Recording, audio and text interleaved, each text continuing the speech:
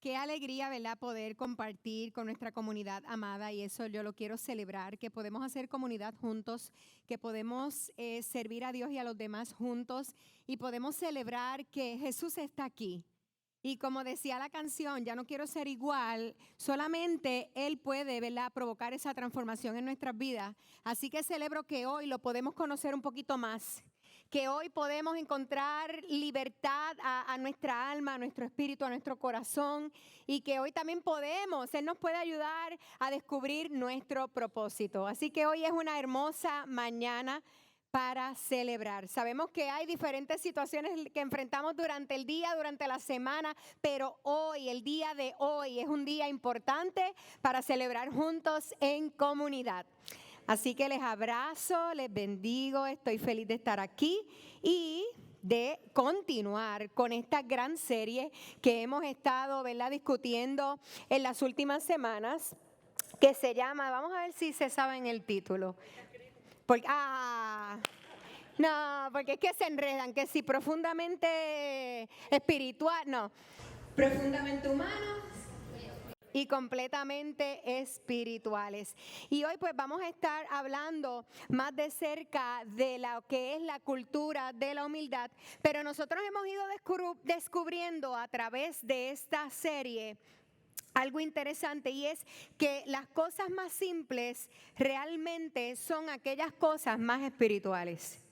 Cosas como amarnos, respetarnos. Hemos hablado de la honra, ¿verdad?, de honrarnos los unos a los otros. Hemos hablado de practicar lo que es la hospitalidad, como lo hicimos ayer, ayudar a otros, ayudar a los necesitados.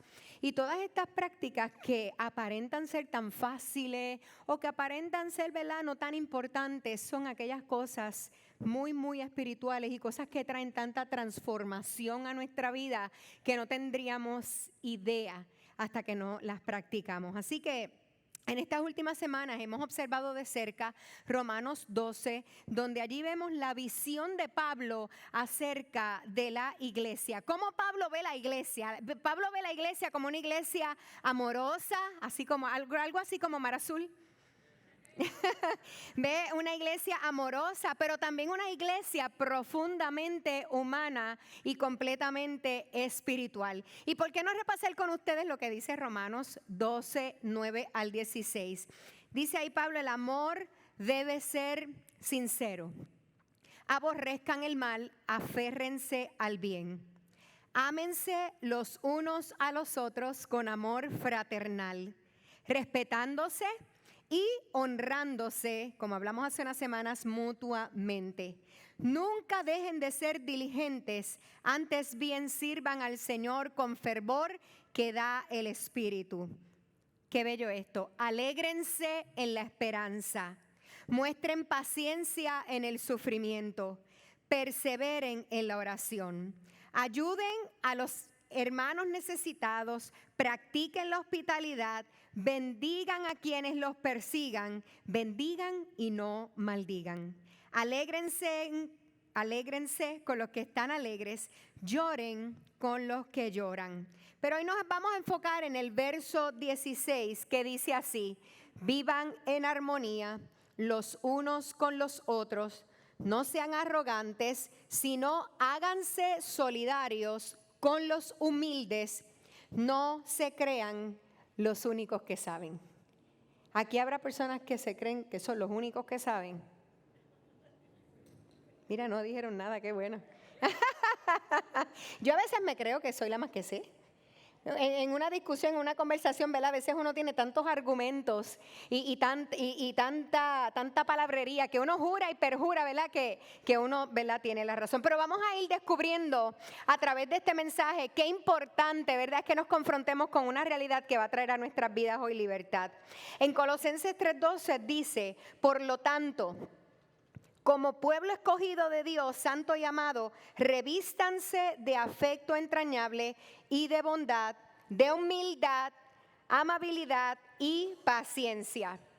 No sé si se percataron cómo comienza este versículo, pero ahí dice: por lo tanto, como pueblo, mira cómo se refiere al pueblo escogido de Dios, el pueblo santo y pueblo amado.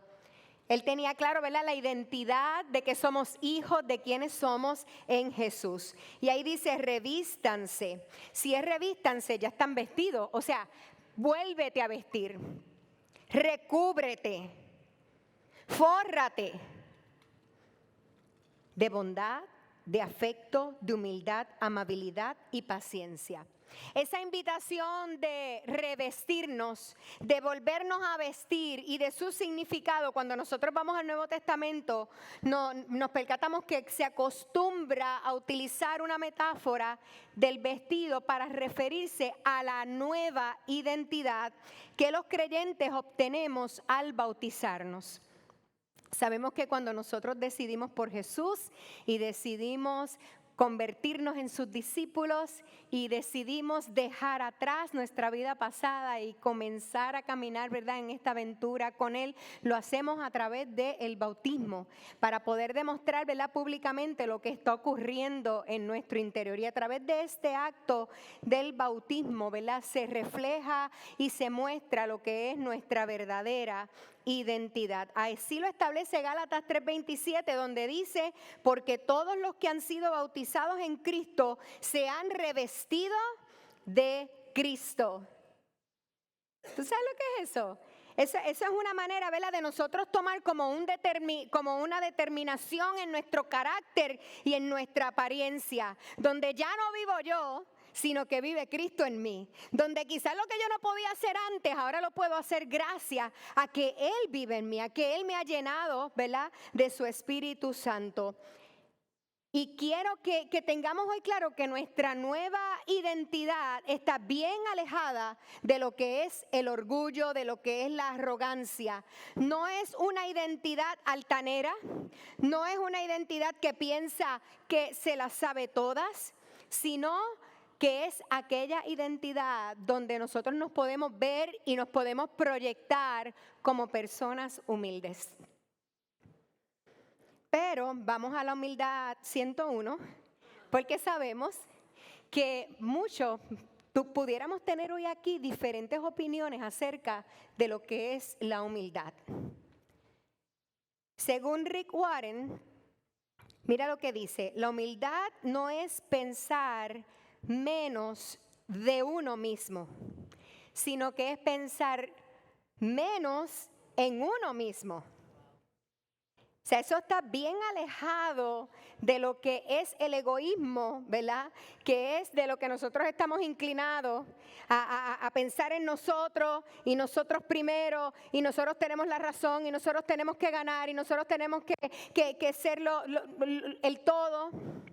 Pero se trata de pensar menos en uno mismo. Y esto no es, ¿verdad?, que eres menos, pero menos en uno mismo. Jesús mismo dijo en la palabra en Mateo 23:12 que el que se humilla será exaltado y el que se exalta será humillado. A mí me encanta Jesús y cuando nosotros leemos la palabra en muchas ocasiones, Él como que, ¿verdad?, hace un clic en nuestra cabeza y a veces no tiene como que sentido lo que nosotros escuchamos. Pero hoy es importante nosotros poder entender esa diferencia entre lo que es la humildad falsa y la humildad verdadera, porque basado en este versículo Dios nos quiere decir algo. El que se humilla será exaltado, pero el que se exalta será humillado. Así que para esto, primero que todo, debiéramos entender qué es la humildad. Pues vamos al diccionario bíblico de Holman y establece, según la definición bíblica, que humildad es la cualidad personal donde estamos libres de arrogancia y de orgullo. Pero añade algo interesante que dice, y de tener una estimación precisa del valor propio. Y esto es bien importante y lo subrayo en esta mañana porque esto a través de los años hemos visto que ha sido un punto conflictivo para muchos cristianos al no entender lo que Jesús aseguró para nosotros en la cruz del Calvario. Y todavía no hemos entendido la estimación precisa de nuestro valor en Cristo Jesús.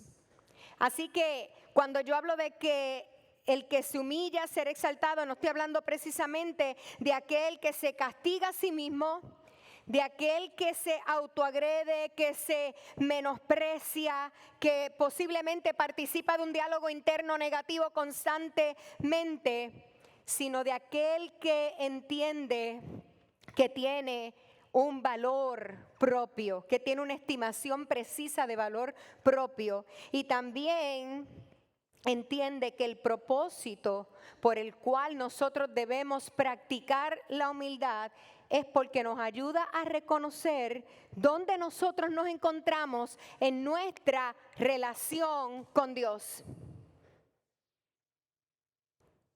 Es cierto que la humildad es la actitud del corazón necesaria para el arrepentimiento. Dice la misma palabra que Él no desprecia un corazón contrito y humillado. Pero la intención de Dios no es que nosotros estemos en el piso, que nosotros estemos boca abajo, que nosotros estemos tragando agua, que nosotros estemos sumergidos en el fango y estemos ahí arrastrados. Simplemente el Señor nos ofrece una seguridad, y esto lo vemos en Santiago 4:10, donde dice: humíllense delante de Dios y Él los exaltará. De alguna manera, la humildad se debe ver atractiva en esta mañana.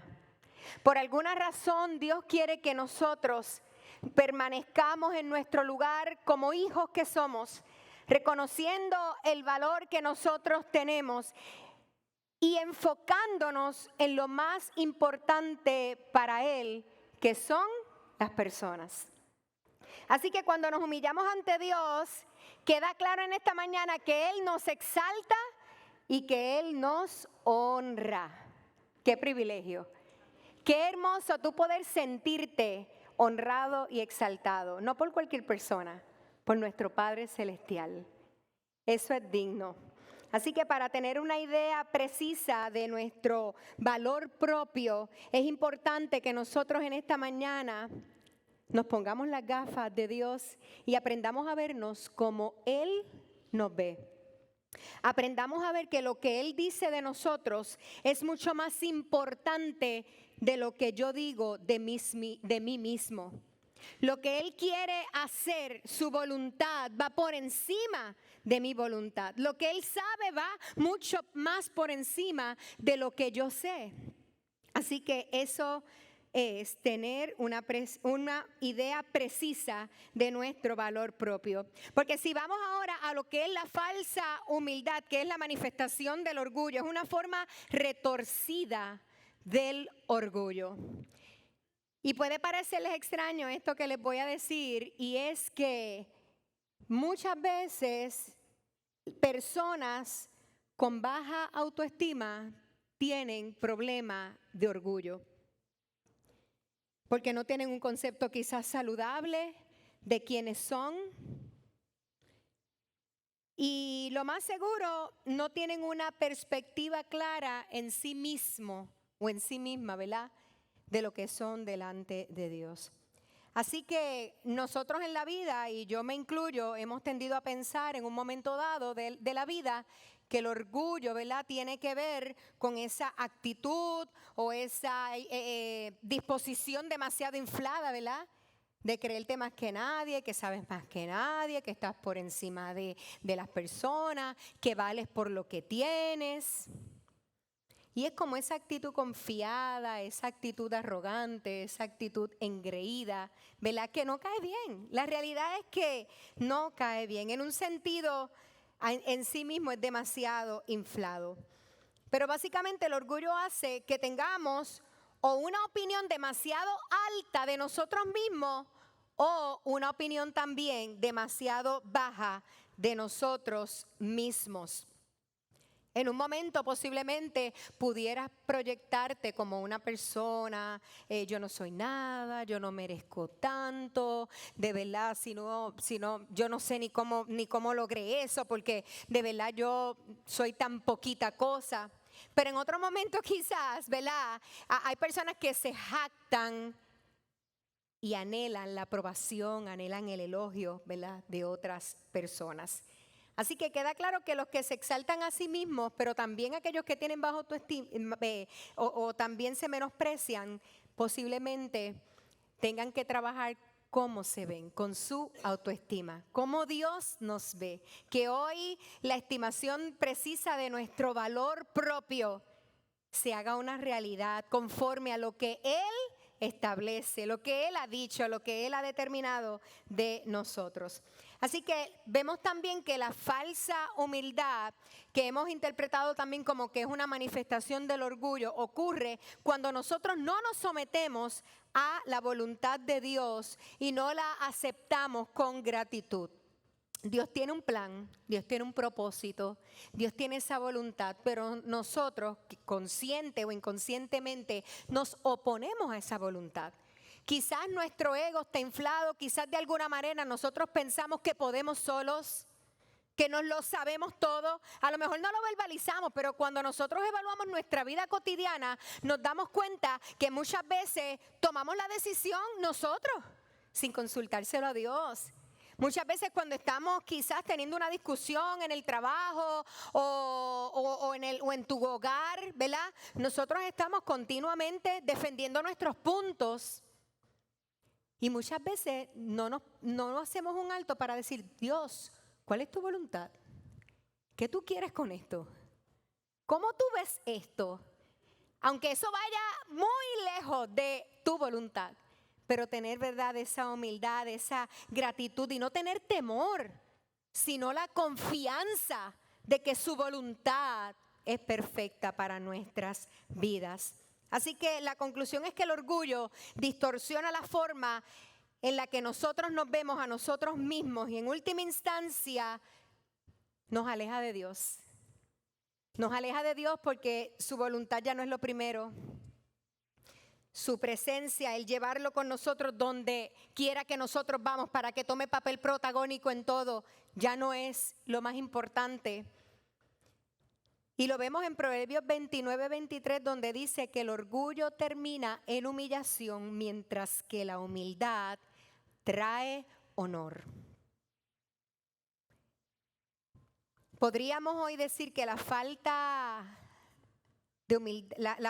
humildad es una afrenta a la obra que Jesucristo completó por nosotros en la cruz. Viene siendo como una ofensa si es nuestra actitud condenarnos continuamente por nuestros pecados, cuando que ya Dios nos ha perdonado. Y en efecto, diciendo a Dios que la muerte de Jesús en la cruz fue inadecuada para el perdón de nuestros pecados. ¿Hasta qué punto aceptamos el sacrificio de Jesús en la cruz? Que gracias a ese sacrificio nuestros pecados han sido perdonados. Que hemos sido libres de toda condenación y de toda maldición. Así que la falsa humildad no es atractiva. La falsa humildad no te hace experimentar la gracia de Dios, la libertad en el Espíritu. Y por esa razón, al nosotros humillarnos y reconocer quiénes somos en Él, todo lo que somos en Él, hoy puede traer a nuestras vidas mucha libertad. Así que entendamos de una vez que Jesús nos amó. Cristo Jesús nos amó. Nos amó lo suficiente como para sacrificar su vida voluntariamente. Lo dio todo por amor a nosotros, para pagar el precio por nuestro pecado. Y nosotros hoy podemos elegir humildemente el confiar completamente en la obra que Él realizó, o podemos rechazar esto con todo orgullo. Y ahora que nosotros, ¿verdad?, tomamos esta humildad y tratamos de ver cómo se ve en acción en nosotros, lo que es la humildad falsa, lo que es la humildad verdadera, donde reconocemos quiénes somos en Dios, podemos hoy hablar de lo que es una cultura de humildad. ¿Cómo se ve una cultura de humildad en medio de una iglesia? Nuestro pastor general Jonathan Ocasio tiene este pensamiento que es apropiado en este punto y dice: una cultura de humildad en la iglesia solo es posible si sus líderes son humildes. Y esto es bien cierto, porque si ustedes vieran aquí sus líderes principales llenos de orgullo y llenos de arrogancia y creyéndonos que nos lo sabemos todo, ¿verdad? Y mirándolo, no se puede manifestar una cultura de humildad en medio de nosotros. Pero veamos lo que dice Primera de Pedro 5, 1 al 5. Dice: a los líderes de la iglesia que están entre ustedes, yo que soy líder como ellos, testigo de los sufrimientos de Cristo y partícipe con ellos de la gloria que se ha de revelar, les ruego esto: pastoreen el rebaño de Dios que está a su cargo. No lo hagan por obligación ni por ambición de dinero, sino con deseo de servir como Dios quiere. No sean tiranos con los que están a su cuidado, sino sean ejemplo para el rebaño. Así, cuando aparezca el pastor supremo, nuestro Dios, ustedes recibirán la corona inmarchitable de la gloria. Y termina el 5 diciendo: asimismo, jóvenes, sométanse a los líderes, revístanse todos de humildad en su trato mutuo, porque Dios se opone a los orgullosos, pero da gracia a los humildes. Esa carta de Primera de Pedro fue escrita a los cristianos perseguidos alrededor del 64-65 después de Cristo, y ahí se menciona el sufrimiento, la aflicción y la persecución en cada capítulo y hasta casi en cada párrafo. Y lo que Pedro está tratando en este momento es de tratar de animar a aquellos que sufren, a mantenerse firmes en la esperanza, a mantenerse comprometidos con cuidar el testimonio, a estar alerta contra la naturaleza espiritual de la batalla que ellos se enfrentan. Y ahí, cuando vamos a los capítulos, ¿verdad?, nos damos cuenta que los primeros 4 capítulos se refiere a lo que son los ancianos, lo que son los líderes, y en el último se enfoca en el liderato.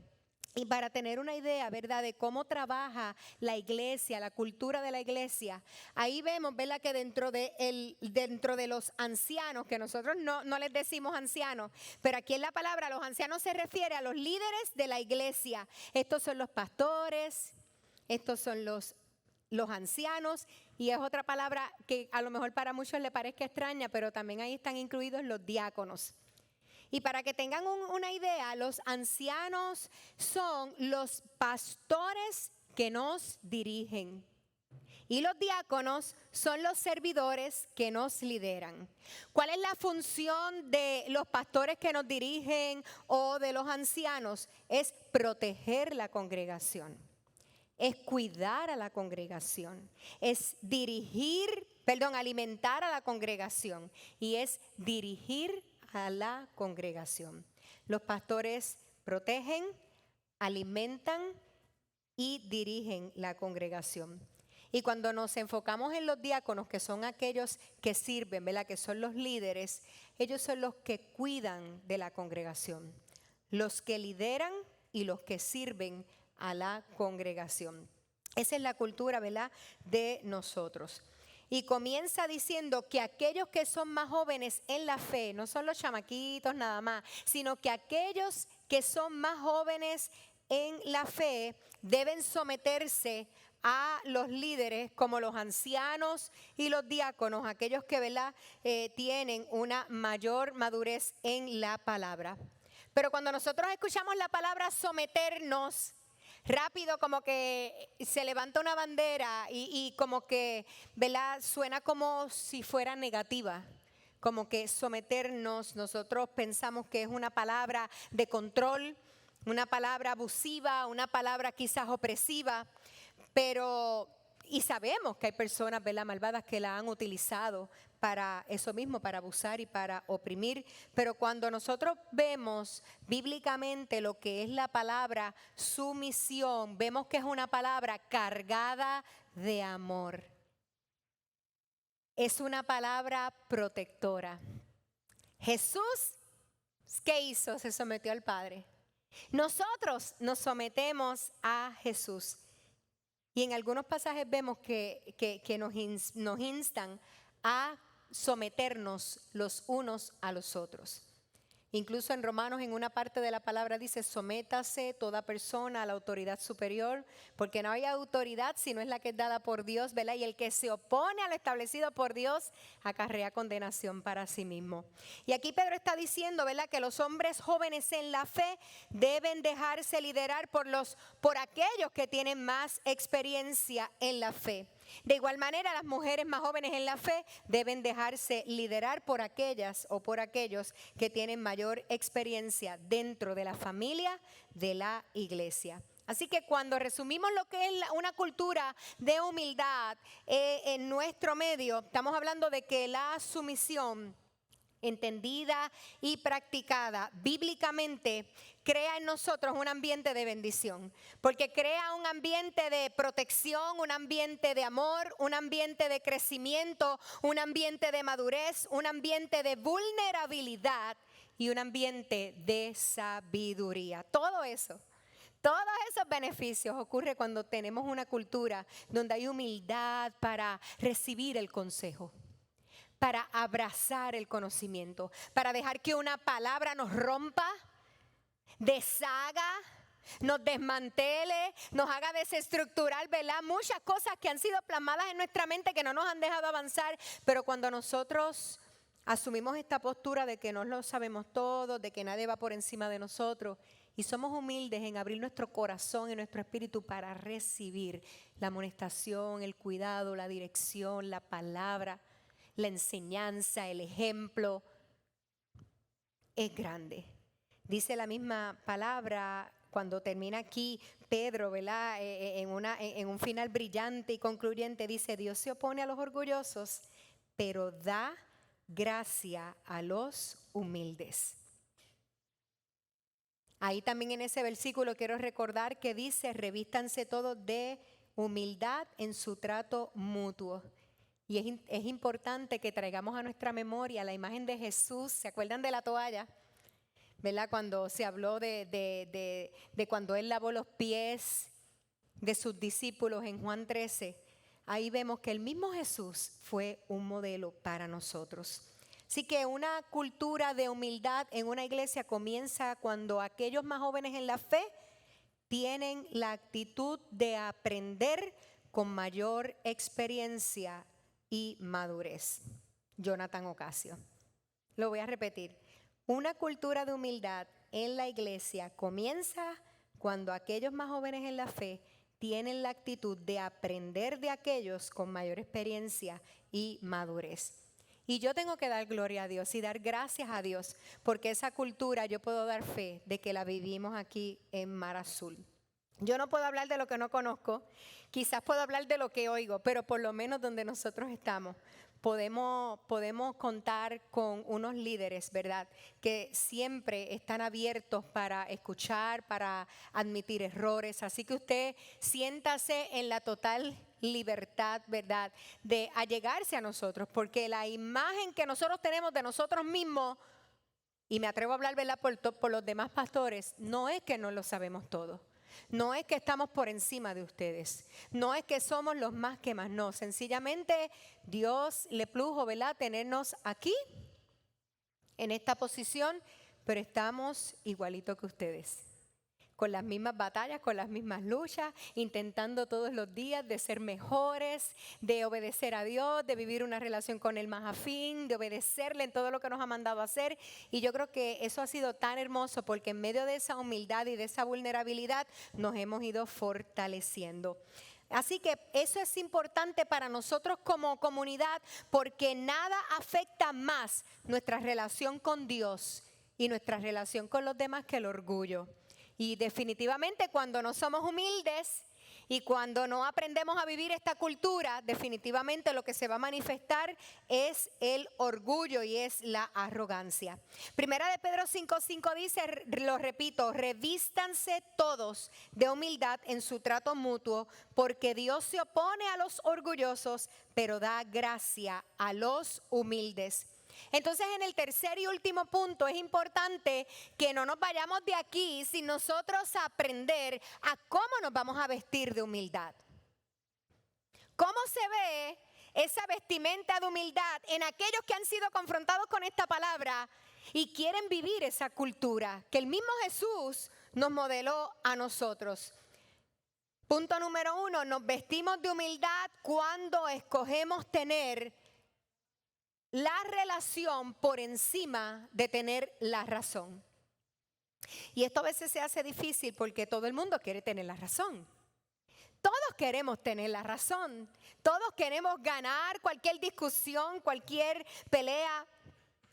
Pero cuando vamos a Filipenses 2:5 dice, la actitud de ustedes debe ser como la de Cristo Jesús, quien siendo por naturaleza Dios, no consideró ser igual a Dios como cosa a que aferrarse. Por el contrario, se rebajó voluntariamente, tomando la naturaleza de siervo y haciéndose semejante a los seres humanos. Jesucristo fue 100% Dios y fue 100% hombre.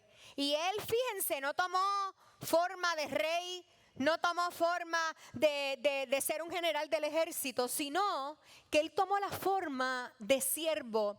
Y en esa forma fue que vino a cumplir con el plan que iba a traernos redención. Como un siervo, en la más baja condición, sin pretensiones, despojado de toda su gloria, sin nada de orgullo. Ese fue Jesús, quien asumió, ¿verdad?, esa forma de hombre, con todas sus debilidades, con todas las limitaciones que eso encierra. Así mismo fue que decidió Jesús humillarse por cada uno de nosotros. Y nosotros sabemos que hay una gran lucha, porque cuando nosotros nos resistimos a la humildad de servir, es porque el orgullo quiere interponerse. El orgullo quiere exigir un lugar, quiere exigir una forma, quiere comodidad, quiere ese honor que conseguimos solo con la humildad. Pero la verdadera humildad es esa virtud que es hasta antinatural. Es antinatural porque nosotros no nacemos siendo humildes. Nosotros nacemos siendo orgullosos. Eso va en nuestro ADN, en nuestra naturaleza. Pero a través del Espíritu, Él nos va moldeando. Nosotros nos vamos poniendo esas nuevas vestiduras cuando reconocemos nuestra nueva identidad en Jesús. Y nos vamos viendo más atractivos en el buen sentido de la palabra para el mundo, para Dios, para la iglesia, para la humanidad. Así que si había alguien que tenía la razón, si había alguien que nunca estuvo equivocado, ese fue Jesús. Aquel que podía señalarnos todas las cosas que quisiera, todo lo que estuviéramos haciendo mal. Aquel que pudiera castigarnos, aquel que pudiera decirnos sencillamente, yo no voy a sacrificarme por ti. Pero no lo hizo. Y si Él no lo hizo, ¿por qué nosotros lo tenemos que hacer? Porque nosotros tenemos que a veces asumir venganza, castigar, juzgar, darle a cada quien su merecido. Pero nuestro Jesús, con todos los 1000 secretos que sabe de todos nosotros, no decidió condenarnos, sino que decidió amarnos tanto hasta dar su vida por nosotros. En otras palabras, no decidió tener la razón, decir tú te lo mereces, no te lo mereces, tú lo hiciste, no lo hiciste, tú fuiste, tú no fuiste, no. Él decidió la relación de nosotros con Él. Número 2, dentro de este tercer punto, nos vestimos de humildad cuando consideramos a los demás más importantes que nosotros. Y se nos enseña desde que somos pequeños, tú eres importante, tú no dejes que nadie se vaya por encima de ti. Tú siempre defiendes tus derechos. Tú no eres cualquier cosa, tú no eres ningún zángano, tú no eres ningún bobo. Tú acostúmbrate, tú sabes a lo tuyo. Y por eso es que esto nos hace clic, porque la palabra de Dios nos está diciendo que consideremos a los demás como más importantes que nosotros. Dice Filipenses 2:33, no hagan nada por egoísmo o vanidad, más bien con humildad consideren a los demás como superiores a ustedes mismos. Y sí, yo estoy de acuerdo, ¿verdad?, con que uno es importante y uno no se va a menospreciar y todo eso, pero esto se refiere a que nosotros podamos admirar la naturaleza humana, a que nosotros podamos admirar lo que Dios amó, a que nosotros subamos nuestro estándar en el sentido de amar a esas personas difíciles quizás de amar, o que no se merecen que uno las ame, o que no se merece que uno las perdone, porque así es como Dios nos manda a hacer, a verlos como superiores. A nosotros no hacer nada por egoísmo. Y este idioma original carga la idea de competencia. Todo es el yo, lo mío, lo que yo puedo lograr, yo voy adelante, yo puedo más que esa persona. Y estamos, ¿verdad?, en esa competencia, aunque sea internamente, porque queremos ir al frente. Y la palabra de Dios no quiere que compitamos, sino que cuando nosotros podamos hablar con alguien, yo no sé si a usted le ha pasado que hay alguien, usted está en una conversación y esta persona habla algo y usted dice, y para usted no tiene ninguna razón, pero ahí entonces usted empieza a argumentar. O sencillamente sabe de algo, pero usted tiene que saber más que esa persona. No, porque esto, no, porque lo otro, no, porque esto. No. Entonces a veces hasta entramos en discusiones porque queremos, como decíamos en el punto anterior, tener la razón. O queremos, tú sabes, qué sé yo, dar nuestra opinión, porque nuestra opinión es valiosa y porque yo sé que esto es así. No sé si han hecho el ejercicio de actuar como si esa persona fuera la que se lo sabe todo y no pasa nada.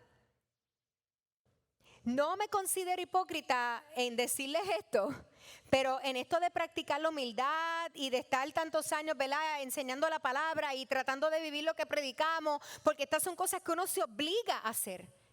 Porque uno está ahí en esa transformación y uno está en esa lucha entre la carne y el espíritu, y cómo amo y cómo dejo que este gane y cómo dejo que el otro, mira, me deja estar ahí con la boca abierta o en vergüenza. Mira, hay cosas que son más importantes. Y decirle a alguien, wow, sí, tremendo, súper, maravilloso, tú sabes, porque ya en mi mente no está el que yo quiero competir con demostrarle que sé más, que tengo más argumentos o que tengo la razón. Y es un buen ejercicio y les invito a hacerlo, que cuando ustedes hablen con las personas, vayan con la actitud adecuada de escucharlo, de escucharlo. Mira, a lo mejor esa persona que también me ha pasado me encuentra tan callada que me dice, ¿y qué tú piensas? Y ahí yo me aprovecho. Y ahí yo me aprovecho y le digo, bueno, pues yo lo veo de esta manera, ¿ves? Y así por el estilo. Así que si alguna vez tú has estado en un lugar donde tú no eres la persona más importante, porque a lo mejor eres una persona con título, eres una persona, ¿verdad?, que por muchos años ha sido reconocida por X o Y cosa, o eres este único mega líder, o eres esta persona, ¿cómo es el temperamento sanguíneo? Y eres el alma de las fiestas y estás pendiente que todo el mundo te vea, te diga lo lindo que te ve, lo bien que lo hiciste, todo eso. A lo mejor vas en un lugar que no eres nadie, que la gente no conoce lo que hace, que a lo mejor ni te van a decir cómo te ves, ni tan siquiera te van a preguntar cómo te sientes. Pero no sé hasta qué punto puedes ver a los demás como más importantes que tú. Como tú, en lugar de querer ese elogio y de querer, ¿verdad?, esa atención, puedes inclinarte a honrar, a amar, a interesarte por alguien, a quizás decirle alguna palabra, qué sé yo, wow, esa palabra me tocó. O qué privilegio, ¿verdad? Estas mismas personas que estuvieron el año pasado, el domingo pasado acá, ¿verdad?, los pastores de Cuba. Yo no los conozco, pero qué bueno poderle decir, wow, qué privilegio, qué honra sentarme, ¿verdad?, con héroes de la fe y con personas que inspiran, ¿verdad?, nuestra vida. Y que tú puedas adoptar un nuevo lenguaje donde no por orgullo, no por hipocresía, porque no es hipocresía, es que se trata de nuestra nueva identidad. Se trata de que nosotros honramos a las personas, que las personas son más importantes, las consideramos como más importantes que nosotros porque son la creación de Dios, a quien Dios nos mandó a amar. Y es una manera muy buena porque es una manera en la que nuestra mente se reestructura. Porque si tú sigues viendo a la gente y a la humanidad como la hemos visto durante años, va a ser difícil de amarlos. Si nosotros vamos a concentrarnos en nosotros y en nuestro éxito, porque todo soy yo, nunca vamos a crecer en la fe. Nunca vamos a crecer en el amor, nunca vamos a crecer en tantas cosas. Porque así nos mandó Jesús a servir y a interesarnos por los demás. Ayer nosotros fuimos a servir a Pedernales. Y eso es bello y a mí me encanta, pero honestamente yo tenía un compromiso y yo no quería ir. Pero yo le digo, pero ahí entra la lucha, yo digo, es como que quiero ir, pero no quiero ir. ¿Me entiendes? Quiero ir, pero me quiero quedar durmiendo más tiempo. Quiero ir, pero tengo que hacer las cosas en mi casa. Quiero ir, pero tengo que prepararme para el mensaje. Quiero ir, pero ¡ay, no! Pero son cosas que yo me acuerdo que yo tengo una nueva identidad en Cristo. Me acuerdo que tengo un llamado que hacer. Me acuerdo que tengo que obligarme a dejar el orgullo, el egoísmo, mejor dicho, un poquito a un lado y dedicar unas horas. ¿Cuánto estuvimos allí? 3 horas.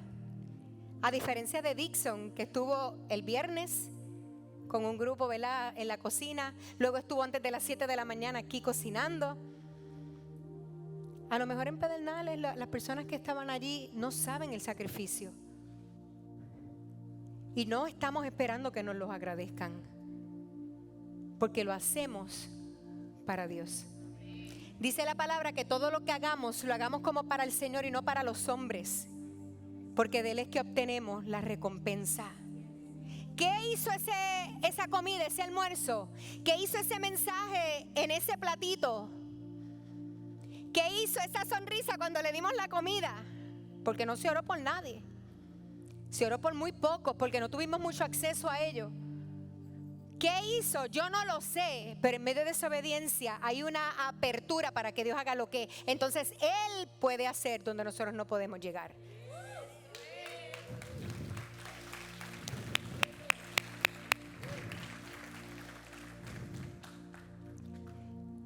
Así que nosotros tratamos a las personas con deferencia. Son importantes. Y yo sé que tú sabes hacer eso. Que se hace difícil. Sí se hace difícil. A lo mejor no nos enseñaron desde pequeños a expresarnos. Y eso yo lo he podido entender a través de los años. Yo me he encontrado con personas que yo le digo, mira, dile gracias.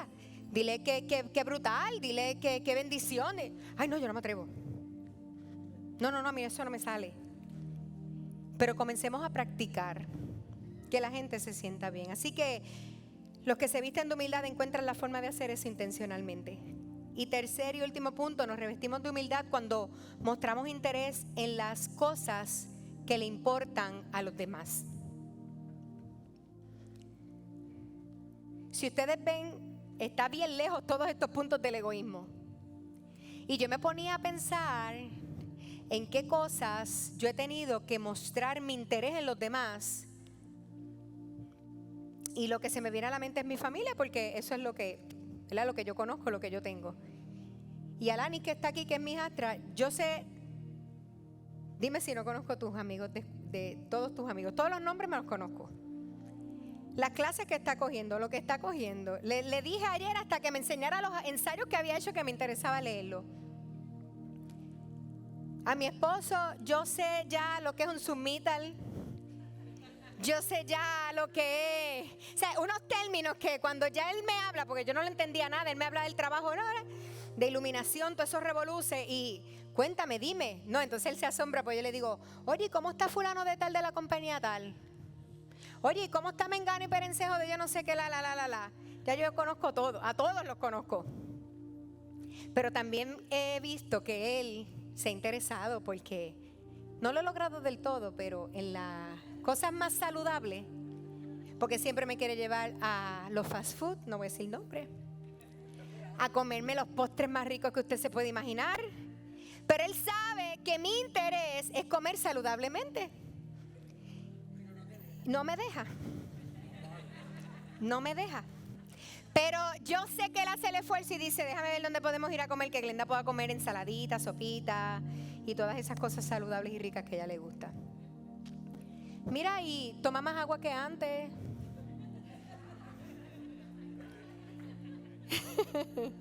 ¿Qué más, mi amor? Quinoa. La ensalada no he logrado, pero por ahí vamos. Se come todos los revoluciones que yo hago. Porque cuando uno se quiere revestir de humildad, tú te interesas, ¿verdad?, en las cosas que le importan a los demás. Yo recuerdo que en una estaban dando unas clases de salsa. Ahí era cuando me quería conquistar. Y él dijo, yo me voy a interesar por eso. No le importa bailar salsa ni nada. Pero dijo, aquí yo, olvídate, yo voy a ir. Y se mostró como el más que sabía bailar salsa y todo. Y lo fuimos y lo disfrutamos. Pero qué lindo eso, ¿verdad? Poder buscar la manera de hacer sentir a la gente importante. Termino diciéndoles para orar e irnos por ahí con nuevas vestimentas. Eso me encanta de la palabra de Dios, que somos retados. Hoy dijo Yomo, ¿verdad?, en la oración, no vamos a salir igual. Yo lo escuché cuando él dijo eso orando. Si usted coge los mensajes que se hablan aquí y usted dice, yo voy a vivir esto toda esta semana, hoy y siempre, yo le aseguro a usted que su vida va a ir siendo transformada cada día. Así que hoy salimos con nuevas vestiduras de aquí. Jesús es el mayor ejemplo de humildad. Yo tengo que terminar diciendo que Él es el mayor ejemplo. Él no nos está pidiendo nada que Él no pudo hacer, que Él no supo hacer, que Él no vivió, que Él no modeló. Él es todo. Y eso es exactamente lo que hizo por nosotros. Escogió la relación antes de tener la razón. Escogió servirnos antes de ser servido. Escogió entregar su vida porque le interesaba genuinamente la tuya. ¿Cómo nosotros no vernos tentados a amar a ese Dios? Dios se opone a los orgullosos.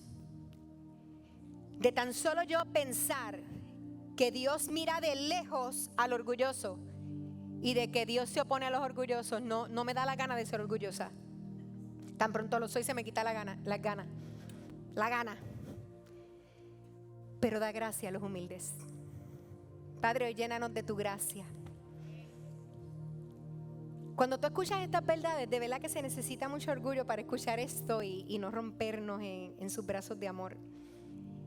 Y a mí me encantaría poder saber si hoy hay alguien aquí que se ha movido a humildad.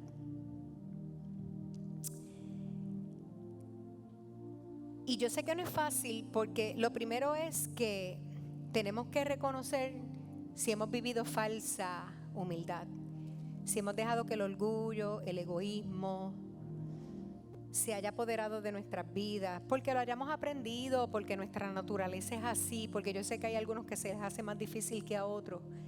Pero si tu caso es ese y lo que hemos hablado hoy sobre el orgullo o la falsa humildad te describe, no te desanimes, no te condenes, no te castigues. Hoy lo que Dios hace es abrir nuestros ojos, porque abriendo nuestros ojos es la manera en que Él nos puede amar y nos puede decir, ¿verdad? Yo anhelo morar en ti, yo anhelo ayudarte y yo anhelo ayudarte a que puedas mostrar un carácter y una imagen, una apariencia nueva. Ese es nuestro Dios. Y esa es la parte más importante, humillarnos y creer, humillarnos y crecer, siendo honestos acerca de dónde realmente está nuestra vida con Dios, en cómo nosotros nos sentimos. Porque lo más bello de todo es saber que Dios quiere hoy reanimarnos, que Dios quiere hoy revivirnos. ¿Y cómo se ve la humildad atractiva? Porque a lo mejor tú dices, pues cool, qué chulo se escuchó ese mensaje. Pero cuando tú buscas versículos de humildad, dice que Él da gracia a los humildes. Dice que Él atiende al humilde, que Él escucha al humilde, que Él muestra el camino al humilde. Y hay tantos beneficios en lo que es la humildad y en el reconocimiento, no tan solo de quién tú eres, de quién es Él. que pueden ocurrir cosas tan brutales en la vida de tuya, en tu diario vivir. Esto se puede aplicar a tus relaciones más cercanas, que es a quienes tú más bendices, a tu esposo, tus hijos, tus padres, tus amigos. Porque a veces vemos, ¿verdad?, al que está lejos y al orgulloso y esto y lo otro, pero no nos damos cuenta que aún en nuestro círculo más cercano no podemos vivir con esta vestimenta. Y esto no estaba en el plan, pero esto lo voy a lanzar. Aquí hay parejas de matrimonio. Bueno, todo en una relación, ¿verdad? Puede ocurrir alguna diferencia. Pero la próxima vez que tengan una diferencia, procuren aplicar esta verdad, que más importante es la relación que la razón. Yo no sé cuán duro, y ahí tú vas a saber cuánta lucha tú tienes con el orgullo, cuán duro es decir, no hay problema, tranquila, tranquilo, lo dejamos aquí, yo cedo, vamos a seguir disfrutando del día, de la noche, de la mañana, no hay problema. Que literalmente no te importe tener la razón, no te importe ganar la discusión. Y comienza a honrar a esa persona y hacerle ver cuán importante es. Cuán importante es.